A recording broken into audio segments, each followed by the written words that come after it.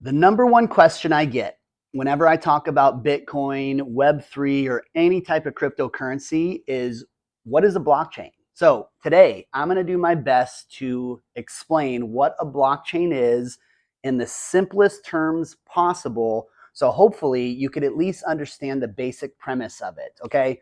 I'm not going to get big into mining, nodes, validators, or anything like that because if I were to go through all of that, it would take hours upon hours upon hours. So I'm going to start with the basic foundation first of what a blockchain is, and maybe you can understand why it became so popular over the last 5 to 10 years and why this new technology is going to potentially revolutionize the way we send information digitally over the next 50 years, 100 years, etc. So, first of all, why is it called a blockchain? The very first thing you got to understand before we go over what a blockchain is some very simple terms. So today we're going to talk very briefly about what a ledger is, what decentralization means, and what open source is. Those are the three main categories you want to understand first before diving into blockchain. If any of you guys have ever had a checkbook that you balanced, and most likely you're over 40 if this was ever the case with you, but if you had a checkbook, let's say you start off with $10,000 in a month and you have expenses. So every time there's an expense, you write down what that expense is. At the end of the month, you add up your expenses and your income, and you have a new balance going into the second month. That is a ledger. What blockchain technology has done is they've created something called an open source ledger. That means that this ledger is now viewable by anybody in the world that wants to plug into the blockchain. Okay. The reason why that's important is it creates complete transparency. One of the selling points for blockchain technology is 100% verification, 0% trust. Now, if you guys were to look at the central banks and the Federal Reserve, they have never had an audit of their finances or of their ledger. Bitcoin, as an example, is audited every 10 minutes.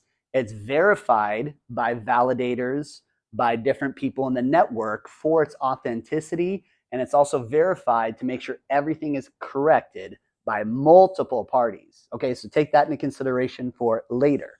The second thing is distributed. So, in order for the blockchain, and I'm going to use Bitcoin as an example here, to be as strong as it is it's a distributed open source ledger that's distributed all over the world. Okay.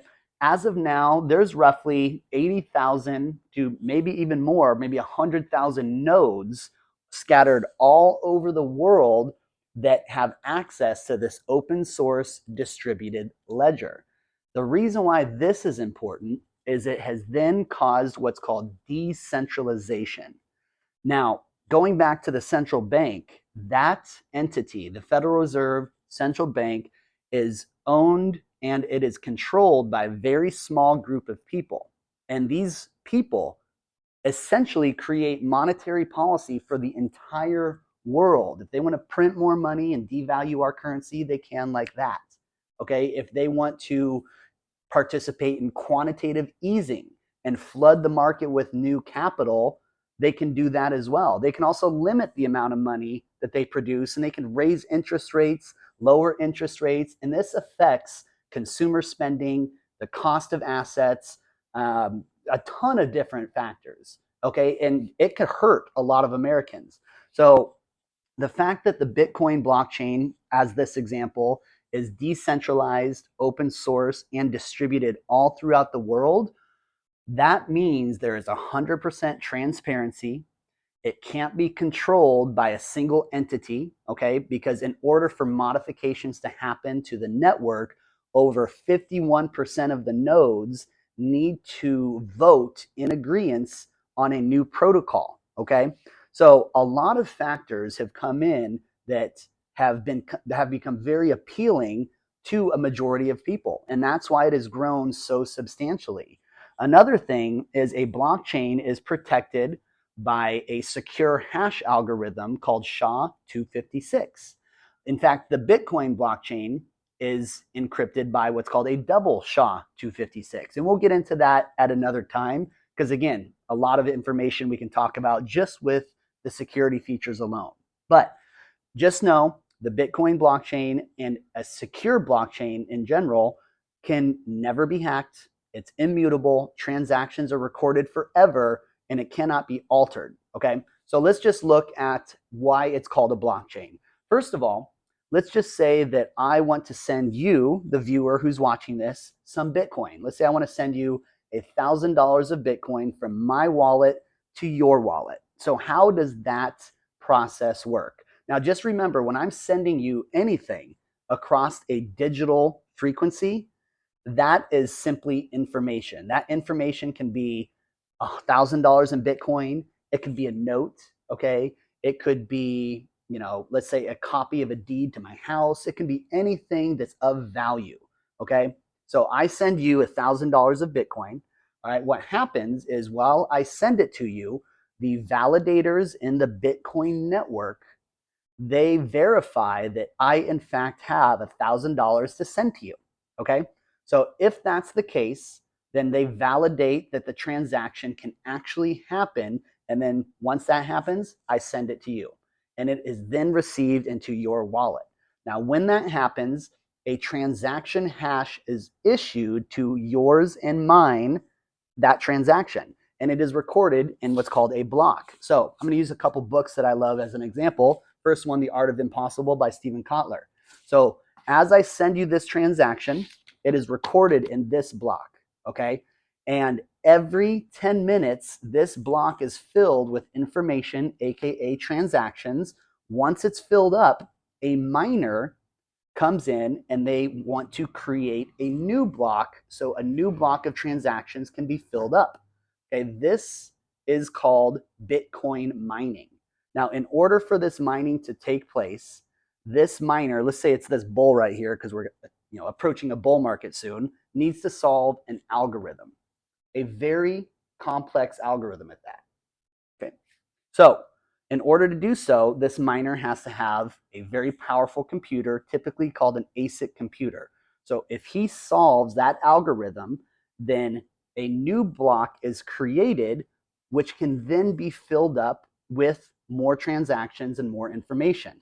Once a new block is created, this miner is rewarded in Bitcoin, okay? And this previous block is closed and can no longer be altered unless 51% of the network agree to do so. And this happens repeatedly. So now a new block's created, let's say the Bitcoin standard by Saifedean, and then boom, it fills up with transactions. Miners come in and they compete to win the algorithm, so they're rewarded in Bitcoin, and then a new block's created. Principles by Ray Dalio. Okay, 10 minutes goes by, it fills up with transactions, and now a new block's created. Meditations by Marcus Aurelius. Algorithms are solved. Bitcoin rewards are paid out to the miners, and then a new block happens. Winning by Tim Grover, and this happens repeatedly. And the Bitcoin blockchain, as an example, is an upended blockchain. So when one block fills, the next one is created, and it's upended, one on top of the other. None of the preceding blocks can ever be altered, can never be modified for the remainder of eternity, okay? So this is one of the reasons why is the foundation of the Bitcoin blockchain, or any blockchain that's sufficiently decentralized, is built on no trust, but total transparency. And this is called a proof of work model, meaning every transaction that's ever happened in this blockchain, any piece of information that's ever been sent through this blockchain has been verified, validated, stored, and can never be altered. This is why it's called blockchain technology. What I'll do is I'll create another video later. Maybe we'll talk about mining. Maybe we'll talk about validating. I can talk about the Bitcoin reward system. In fact, why don't you drop a comment? Let me know what video you want to see next with crypto and blockchain. I'll go ahead and start working on that. This was just an impromptu, very simple video that I put together with some books I'm reading. Thank you for your time, guys. Now you know, and be on the lookout for our next video.